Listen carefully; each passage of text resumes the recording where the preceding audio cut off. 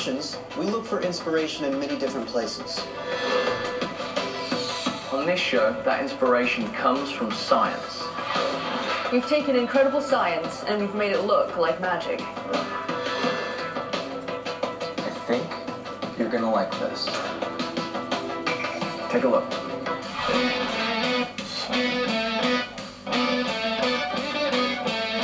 Here in New York, there are actually people that sift through dirt collected from the streets and pan for precious metals.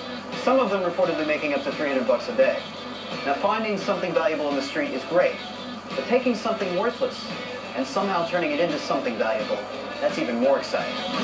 Wayne is heading down to a construction site to show the workers that there might be untold riches in the gravel under their feet. Hi guys, I'd like to try something using rocks. I'm looking for rocks about this size, so if you help me just collect, I just need a handful. Any shape.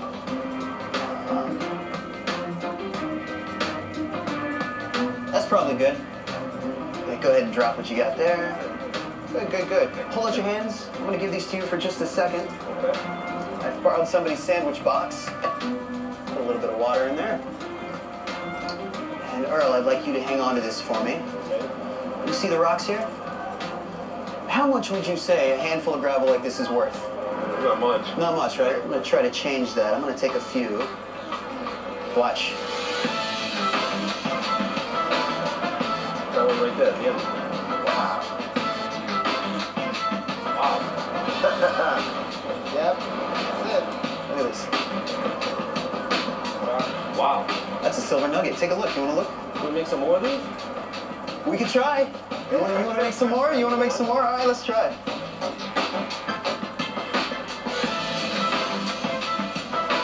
Wow. Here we go. That is amazing. That one's for you, Why, thank you. but I won't leave you hanging. You can take this. I don't know if these will change, but you can take them home. You can give it a try. Just drop it in some water. That's it for now. Thank you guys so much. All right. Thank you very much. The gravel that we had in our hands that he changed was perfectly normal that we see every day. So it was shocking to see it being able to change into silver material. It looked valuable as opposed to this unvaluable lot. It was a quick change, but you were able to actually see it happen. Wayne hasn't discovered the secret that turns rocks into silver. And if he had, I don't reckon he'd let on. What he has found out is that heavily tarnished silver looks like gravel. And with sleight of hand, he mixed tarnished silver nuggets into the gravel. The tarnish covering the silver is known as silver sulfide, and when dropped into warm salt water, it reacts with the aluminium foil, creating a current that passes between the silver sulfide and the foil. This transfers the sulfur atoms to the foil, revealing the silver underneath.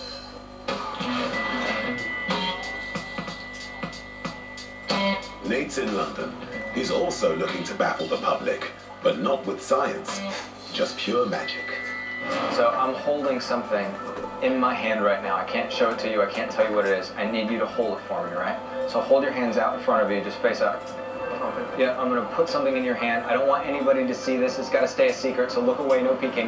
You're going to feel it drop into your hand. As soon as you do, seal your fingers around it. I need you to pick a card. Just tell me when to stop. Stop. Very good. Okay, can I get you to hold on to this for me? Listen. Then tear the corner off.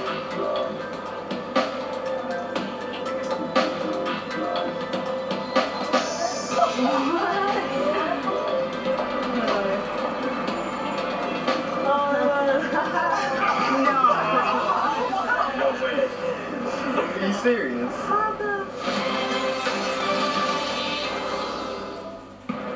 Hey, Ben. Yeah.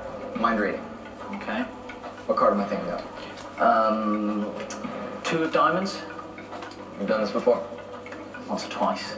Hey, do you want to join me to read minds and cheat death in a windy London parking lot? Well, I've got nothing else on, so yes. Okay, come with me.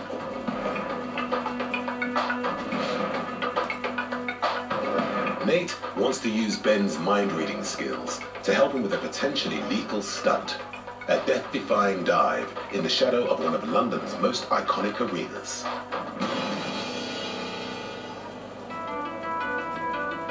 Ladies and gentlemen, tonight I will be doing my very first bungee jump from that platform suspended high up in the air. When Nate's up there, he'll be 150 foot above the ground. Trust me, that is high. A bungee jump is usually a very straightforward operation. Tonight we're doing things very differently. One of you will attach my bungee cord to one of 4 anchor straps hanging from the jump platform. That person will be the only person who knows which strap holds the bungee cable.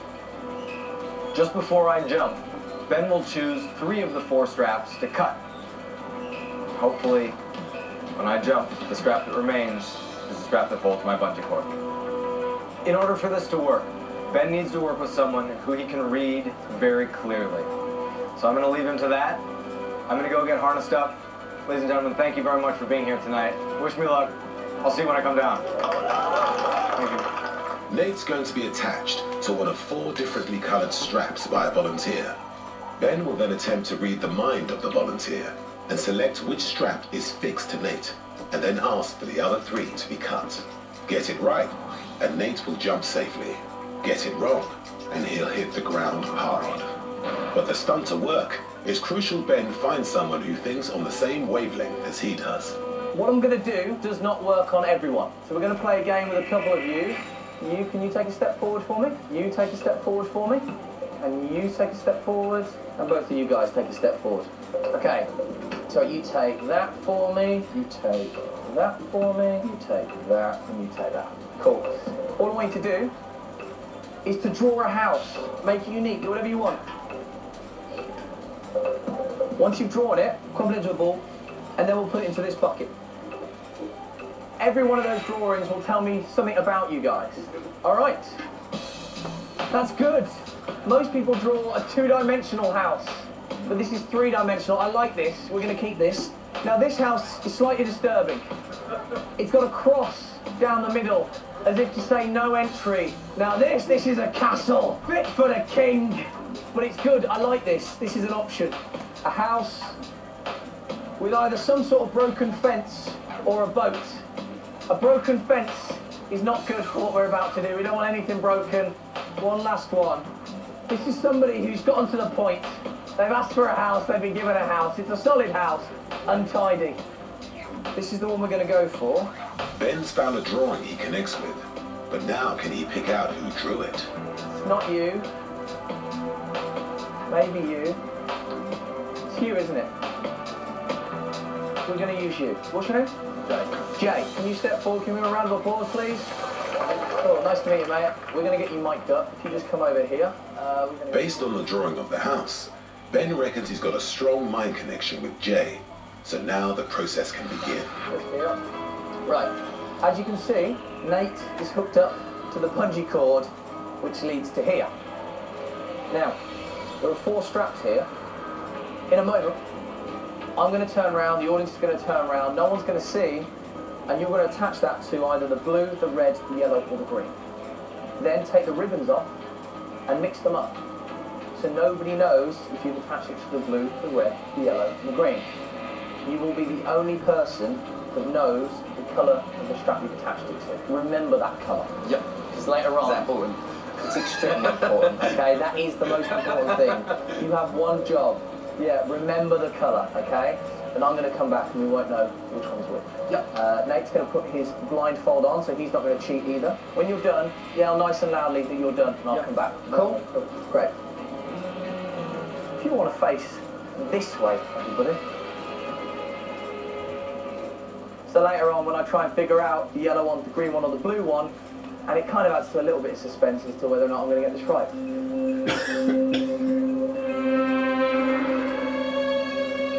Done. Turn back round. So, you've attached it to one of the straps, you've mixed them up. Yep.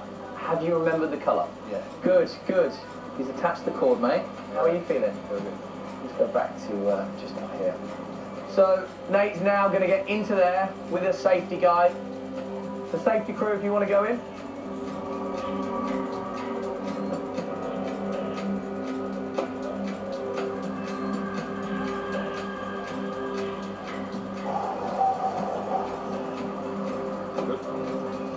Terrified.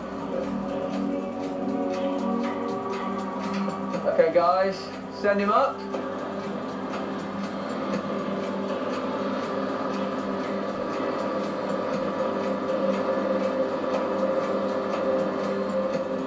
Right. Hey Nate, how is it up there? You taking your blindfold off or not?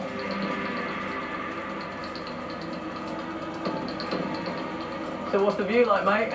The good news is that you can see for miles up here. The bad news is that the ground also looks very, very far away. Coming up, Nate puts himself in Ben's hands for the ultimate leap of faith. 3, 2, 1, go! And Billy stacks up a science. Oh, impossible.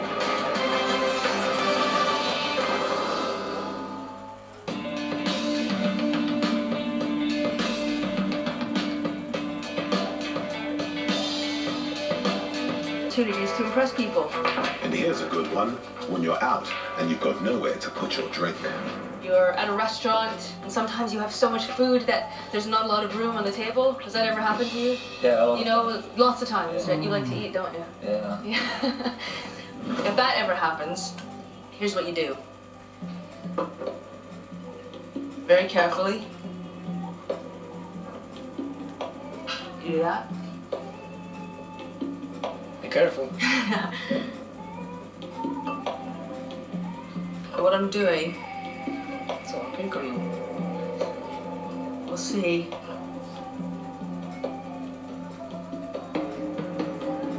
Just like that, you've now created a ton more space for your food, for your drinks, and all that. You see? Impossible.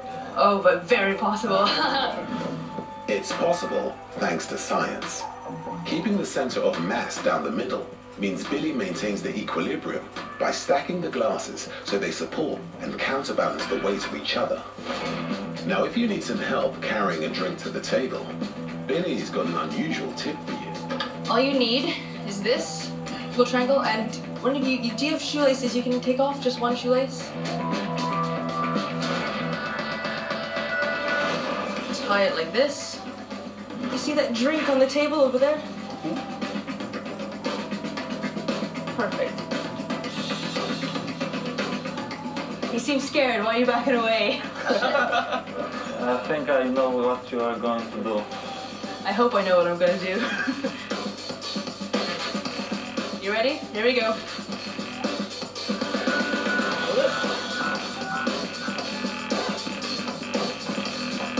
All right.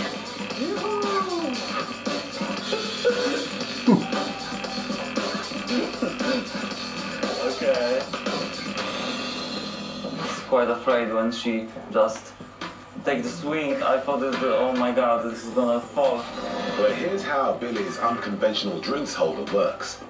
When spun around in a circle, the glass experiences an outwards going force called centrifugal that pushes its contents towards the outside of the circle, keeping it held safely on the base of the triangle. The same force that sticks you to the back of a waltzer at the fairground. You guys continue your game, and I will maybe see you later. See you. Good luck. Nate's 50 meters above London, attached to one of 4 colored bungee cords.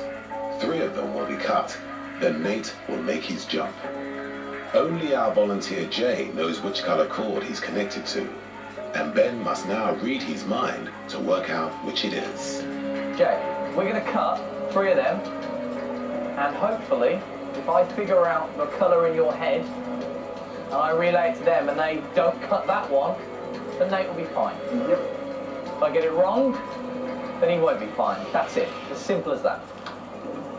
Because of what's about to happen, for health reasons, we have to monitor your stress levels, things like that. If you're getting too stressed, we have to pull this. So over there, we've got our medics, a little medical station there, just going to rig you up with a few little things, and then we'll carry on. Yep. All right? Yeah, definitely. Cool. And medics, if you want to come in. Is this for real? Yeah. Ben has the medics hook Jay up to a computer that'll monitor his stress levels and help him focus. With Nate's life on the line, there's no room for error. Here's what's going to happen. You're thinking of that one colour, right? Yep. For this to work, all I need you to do is think about that colour solidly for a few minutes. So I've set up a little thing here. They're going to flash colours in random orders. It's going to be either red, yellow, green or blue. And then you just look and focus at your colour. That's it. And a few minutes later, I'm going to come back in and then we're going to start. Cool? Alright, sweet. Start that. For this to work, he's thinking of one of 4 colours. The only thing in his head has to be that colour. I'm going to talk to him for about 30 seconds to a minute, and if I'm confident that I've got enough out of him, I'll come over here and we'll start chopping some straps up there. Okay? Please be honest with me, because we will pull this. Did you genuinely just focus on that colour? You didn't try and trick me out or anything like that? Okay, look at me. So you had red, you had yellow, you had green, and you had blue. We'll switch it up. You had blue, you had yellow, you had green, you had red. You had blue, you had yellow, you had green, you had red. One more time, just imagine the colour just here. The only thing you can see is that colour. Yellow. Could have been green. Could have been blue, could have been red. I think I know the colour you were thinking of. Thank you very much. You stay here, and we're going to start cutting some straps. Definitely. I think, just from asking him questions and the way in which he was reacting, I think I managed to know the colour that he was thinking of. They're going to cut 3 of the ropes now. Nate, you there? Yeah. I think I know what he's thinking. Okay, go ahead. The colour that he's thinking of is yellow. Cut every strap but yellow. Okay, I understand. We're cutting now. Cut the red, cut the blue, cut the green. I copy, Ben. Thank you.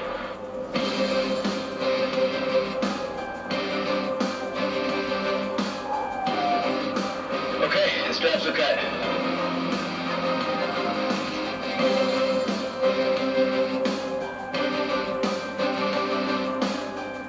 All of us together from 5, ready?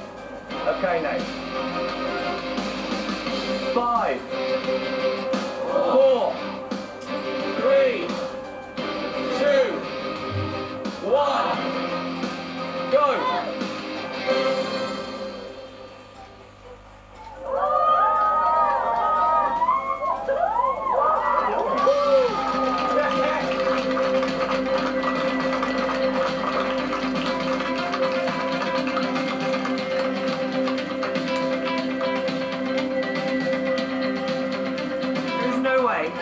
I would ever do that. Just before you jumped, you paused, and everyone was like, is he going to do it? I didn't think I gave anything away. Not that I was trying to hide it. I was just trying to be neutral and not react. But if he saw things I didn't, then he's a better man than me. That was so undescribably intense. I don't even know where to begin. I think I just died for a minute there. Probably he kind of read his mind by reading his facial expressions. He looked like he was trying to kill me. His eyes were just on me. I was up there thinking, Ben will call it off if he's not sure. It's no problem, you know? The only way to know if we were right was for you to jump. Well, I'm glad we didn't have this conversation before this started tonight.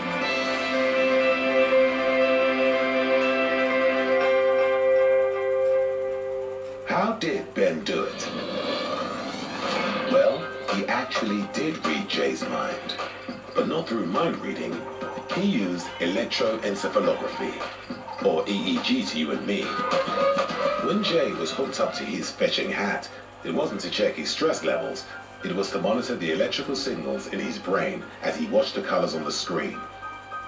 A computer logged the results, showing an increase in Jay's brain activity every time he looked at his chosen color, yellow. These peaks in activity gave away Jay's choice and saved Nate from falling almost 50 meters to the car park below. And the reason Ben chose Jay wasn't because of a mystical connection, it was because he was bald. The lack of hair gave the clearest readings possible from the EEG monitor. And how did Ben know which drawing of a house was Jay's? Well, that was just pure magic. I think it's pretty clever, really. That is cool. That is definitely cool. We've lived to fight another day. Well, that's another good one. All right. Just another one for science.